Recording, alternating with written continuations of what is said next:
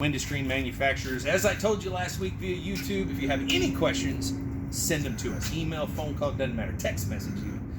6 emails today about the same thing. Why is my crossbar crooked? Well, take a look over here. We just finished this order. This is a stay input, if you will, crossbar.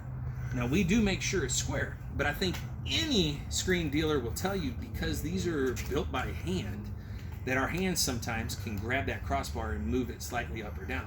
In fact, Johnny's over here doing one right now. And as you can see, as he works his way down that line, there's always a good chance that his hand or that roller is going to grab that crossbar, which I'm not sure if you can see in that shadow, and it could make it crooked. After all, crossbars are only held in by a pin. Now, how do we fix this?